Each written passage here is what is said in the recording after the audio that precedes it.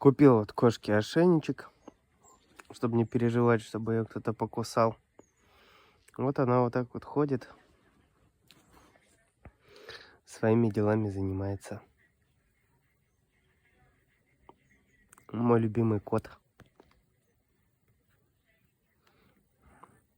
Куда пошла?